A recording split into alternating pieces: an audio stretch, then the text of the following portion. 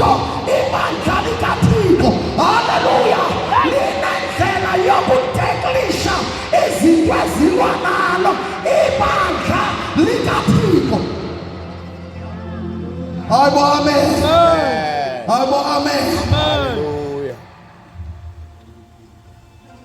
Kangangoba xa ufunda iBhayibhile awunokwazi noba uthi ungumntwana kaThixo ube ungahambi ngokwale ndlela efunwa nguThixo. Socela nje umntwana eBhayibhile kufutshane undifundele kule ndawo yabantwana bakaThixo. Funa uqala pha ncwadi kaYohane chapter 14 verse 15. Ibandla noma ingangathi indlela ekuhanjwa ngayo ngoba abantu abangasindisekanga bathi xa ubaxelela ngendlela yebandla bathi lena sisidala esi. Ungathi sikuma-2025 usibuyisele ku-1950 kanti yindlela kaThixo le. Abantu bangxamile bafuna ukunqumla. Ndifundele mfundisi wami.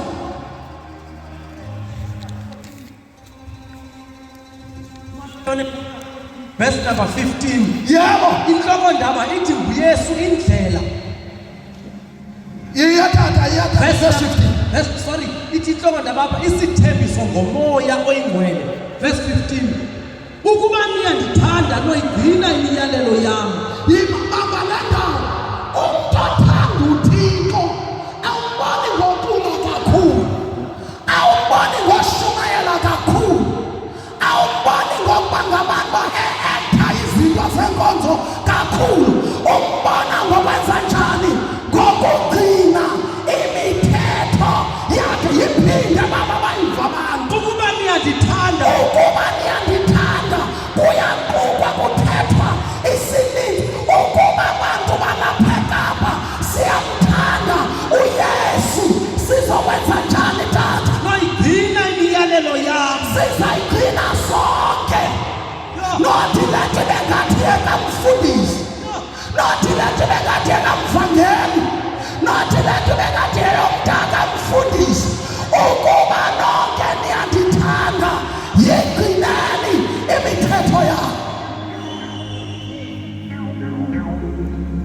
Ibandla lale mihla ngoba alihlelanga kwintando kaNkulunkulu wansi bengathi kuyafundiswa kodwa hayo yasijaja.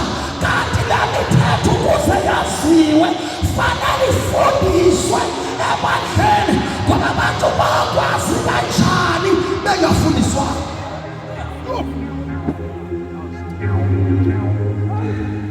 Fundiswe yona imithetho yakhe. Ukuba niyandithanda yigcineni imithetho yami. Abantu phandlaba uviziva zingamahlazo xa uthetha nomzalwane, xa umxelela uThixo akayifundele athi kwelami bandla. Iyaziwa le nto. Oh. Hey. Ubone lalatheni ayililwe likaThixo. Ukuba niyandithanda yigcineni imithetho yami. Simple like that. Yeah, well, man. Oh. Awukwazi usindisiwe ngoba once wamkela uYesu. Ndithi wamkela uYesu not wamkela igama leka ngoba umuntu uyakwazi ukwamkela the name of the church. A-adapte isimbo sayo ugqiba kwakade usinzima. Once wamkela uYesu, uYesu ekade akwazi ukuzenza ezobulungisa esifunwa nguThixo. Athi wakwamkela uYesu aqala akwazi ukuzenza lula.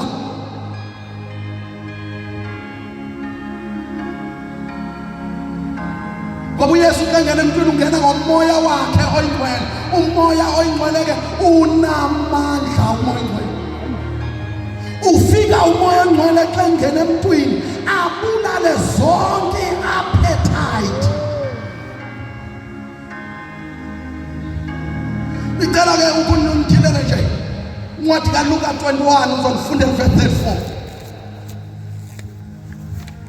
Hlale nje mfundisi wami nje ungabi nawari wena sizokhwaza ngazo mic wena nje hlala ubhekile nje.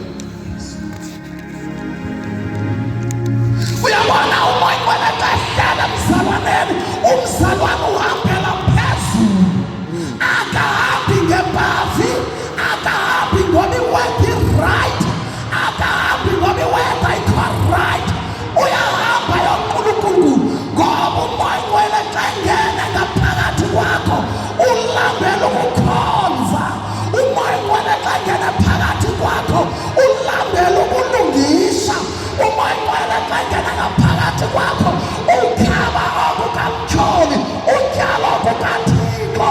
Awukwazi into yokuba uthi hayi xa injiwenza ndiye konje. Umoya wena uhlala enhliziyweni. 21 verse 34 incwadi kaLuka. Incwadi kaLuka 21 verse 34. Yebo. Koko ndaba ithi phaphamani. Phaphamani. Verse 34. Phaphamani. Alixesha elo xesha lokulala, kulixesha lokuphaphama, kulixesha lokuvuka. Uyabuya uYesu. Uyabuya uYesu. And uYesu ubuya nomntu ngamnye. Lingekafiki lona ilangenya lomgwebo bayafa abantu. Wansubhupha kusekho ngukuku. Phaphamani. Phaphamani. Bazalwane ungazikhathi uthi usindisiwe uzaza usindiswayo. Unganezinkanuko ngoba into ebangela umuntu angasindiswa sisono sodwa. Unganezinkanuko ngoba inkanuko ayihluthi, inkanuko ayizali. Njengolwandle yonke imilambo itsalele lwandle, kodwa ulwandle aluzali. Nenkanuko injalo, nenkanuko injalo. Funa uthatha nawe wena Solomon wayo wathi bebuzo yohlambulula, wenza uzoyohlambulula. Yintoni kanti ungathi uqine nje? Yintoni likubangela ungathi uqine? Uyaswela amandla nje.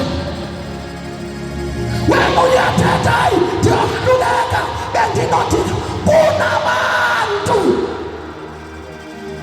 lento ekwahlulayo abayibethilane kwaphotho every day. Abanye basindiswa emveni kwabo. Phaphamani. Phaphamani. Phaphama mntu kaThixo. Ayiloxesha lawuhlaleli. Umntu mbona namhlanje kwamsokuthi akekho. Uhlala kanjani?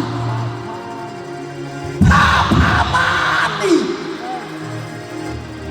Ithi sifihla isono sakhe akayoba nampumelelo.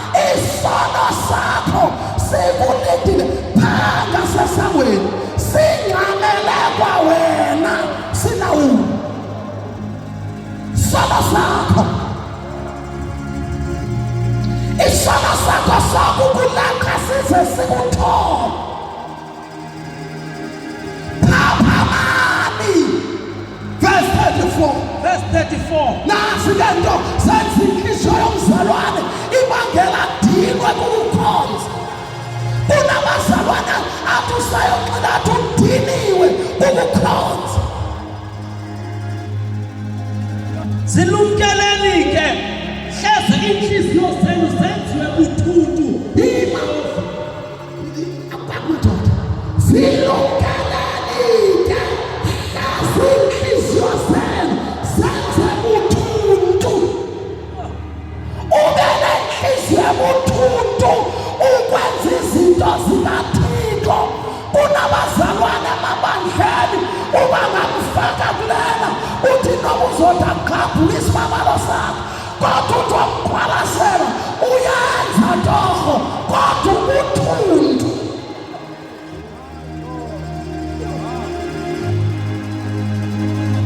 Yigadeni inhliziyo yenu hleze yenze ubuthuntu agqibikele yintona yokukhala eyenza inhliziyo yomzalwane ibe buthuntu. Ithi kwibhalo engcwele inhliziyo zenu hleze zisindwe. Uva inhliziyo yalomzalwane ayisakwazi ukuphila phambili. Kodwa ke ngoku yenza ubuthuntu okokuqala ubuhofu. Leya iBhayibhile ithi kukuzihlohla. Cela njalo iBhayibhile yesilungu noma undawoni nje ukuyifunde nje ukwazi ngoba uzova ukuzihlohla. Uzihlohla njani? Xa sithetha ngobuhofu kukunyona ukutye kakhulu nangamaxesha engafanelanga uyadla. Cela nje kukhona nomuntu abephakama nje uzayifunda ngesilungu. Asikho masona.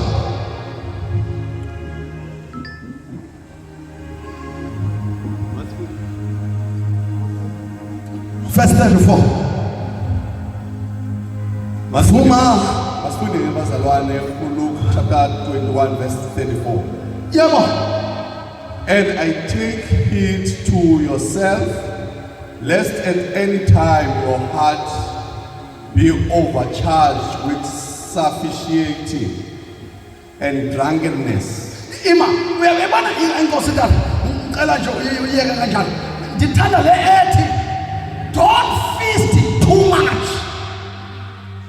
Ndifuna kuqala kuleyo kutya kukodwa into yotya kakhulu ngumzalwane oko nangamaxesha okuzulu wena uyatya ude uthi hayi ndohlulakele. Ithi ke lena ubuhofu. Wayetumisa wayenziwa isifundisa kuthiwa yintoni isihofu kuthiwa ngumntu otya kakhulu. Iyathathi lo misi engumntu onala moya wehagu uyatya akahluthi yonke imihla. Ukuzihlohla yonke imihla. Ithi inhliziyo yenu yoba buthuntu kwizinto zikaThixo. Ithi ibhalo engcwele yosindwa. Kuba tata Ubuhofu nakukuncila. okwesibili akancili umzalwane. Le nto yokunxila lena yenza inhliziyo ibe buthuntu. Awungekho uncila uphinde uthi uvuma oyedwana Hayi. ngoba inhliziyo yakho automatically iba buthuntu. Ngento yokuqala udla kakhulu oko ngazili kutya. Yabona kusathana kule nto yokutya le kunale fasting engumbhaso. Umuntu uqalela unyaka wonke unento ethi mna ndizawutya isituthu ekuseni ugqiba kwamke kwam ndophinde ndiyotya emveni ko-6 uthi ufasting. Wathi uIsaya niyadla niyasela nigwabana ngamanqindi akukho ongcwemela ubulungisa ogqibe nina nithi kuthena uThixo akasinanzi kodwa nina nihlanganelwa kubi kwiinzila zenu. ufike ngokwapha kudikwayo abanye bathe bathi xa bezilile bathi ngeke intamo ngathi zingombolo. Uthi ugqiba kwabo babuze kutheni uThixo engakhathali sithi kanti lo mntu wayeletha ufastile uyasihlohla.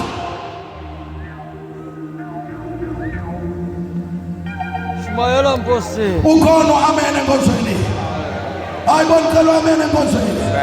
Kuyazilwa ngumzalwane afuna ukubheka phambili noThixo ukazi uthandaze ucela usamandla.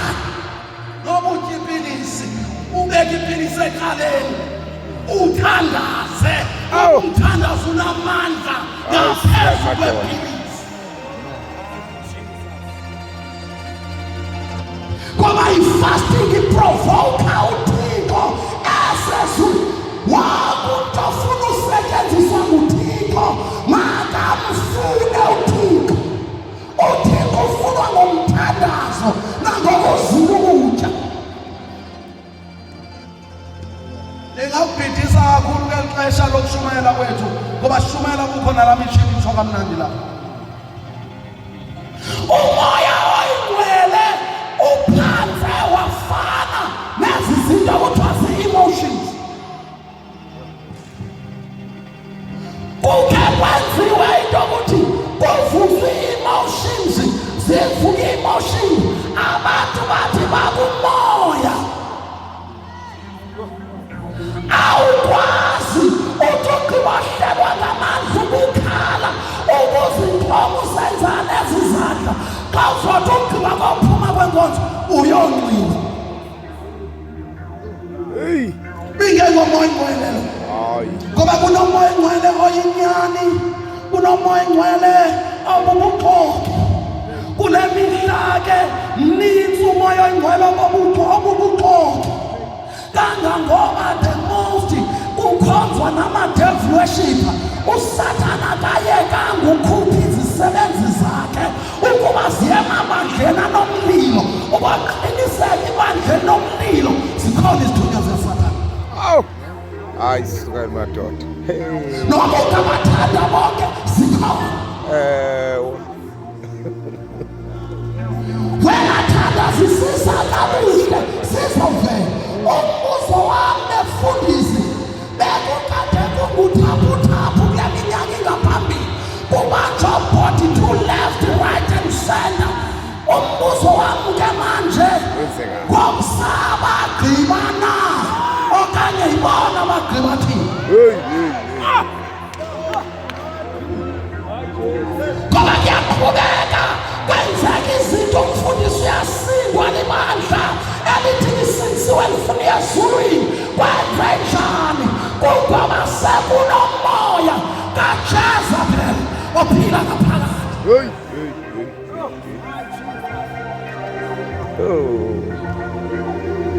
Ngoba kuyakwazeka ebandleni kushunyayelwe ngoYesu ngaphambili kodwa kube i-foundation isispirit sikaJezebeli. Ispirit sikaJezebeli sibona kuyaprofethwa kukhona i-promises. Hallelujah. Kuyagijinga kulekwa ama-service every day kodwa there is no salvation kwaba bantu.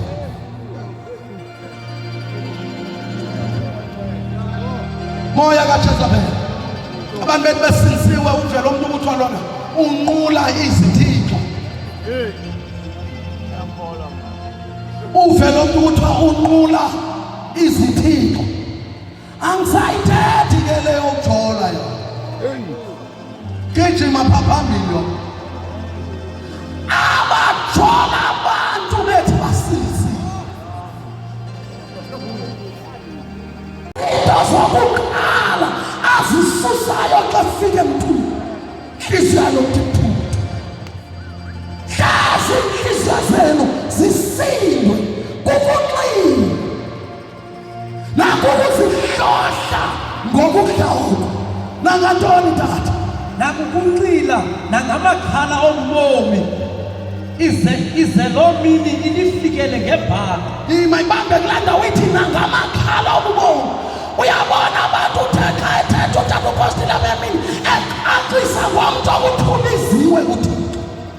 kukhona ababizelwe ukushumayela, abake befundisa abapostile njalo njalo. Nawe awubizelwe ensindisweni ubiziwe, kodwa amakhala obomi uze kuthiwe lo muntu uyekile ukusindiswa ngoba unamakhala obomi. Dawuthanda ukuba ngabana mna ndawuqhubeka ndiye enkonzweni yonke imihla.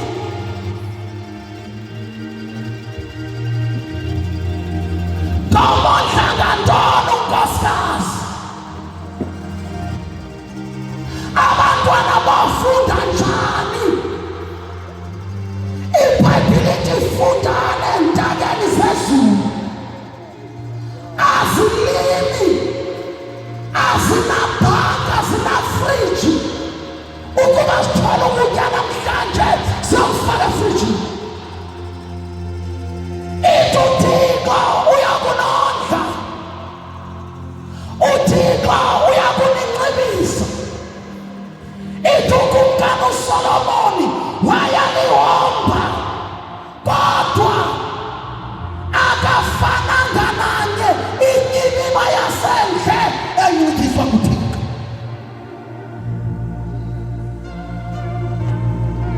Amakhala obubovu, abantu abangathandi icebo likaThixo, ngoba kule mihla kushunyayelwa ngesisu, kule mihla kushunyayelwa ngendlala. Ukuba ushumayela kanje, uphethe bathena linje, uyoba sendlaleni. uThixo esimkhonzayo kumnini mandla onke, kumnini into zonke, akangekho xa kwesithi nalena ucimbi uyasizamela. Ithi iBhayibhile ngeke wongeze nosuku olunye kwiintsuku zakho zobomi. kuThixo kunikayo. Yiyo le nto umntu owayeqondene noThixo kakuhluyophi, wathi wawubhujelwa ngabantwana, kwahamba imfuyo, kwatsha izindlu, wathi nguThixo benikile. Ikwanguye nothabathileyo. uThixo akenza nganto, wajonga esazeleni sakhe wathi noYobha akenza nganto, malidunyiswe igama likaYehova. Abantu bale mihla baliniswa zii-challenges. Abantu bale mihla amen baliniswa bubunzima bomzuzwana. uThixo banakile abantu bakhe. Ingangathi uyihlekisa okomzuzwana, kodwa uThixo akabalibala bakhe. Ithi iBhayibhile umfazi akalulibala usana lakhe, kodwa uThixo soze.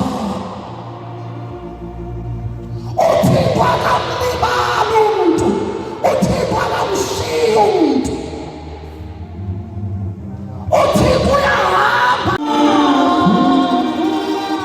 Wena usindise, vuma wena, vuma,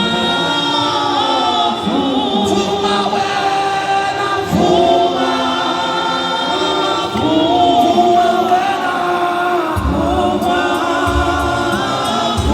vuma wena usindise.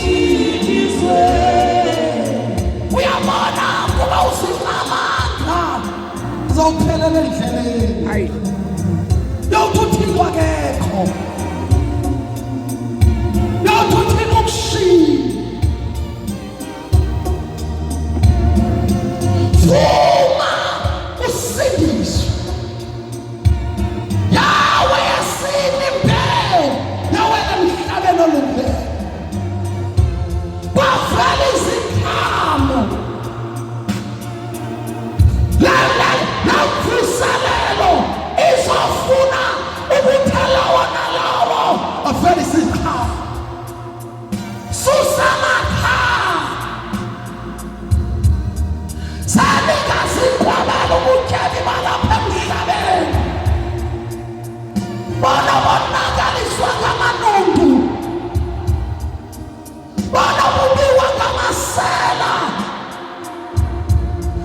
Sitwakalana ubutshebe emazulwini.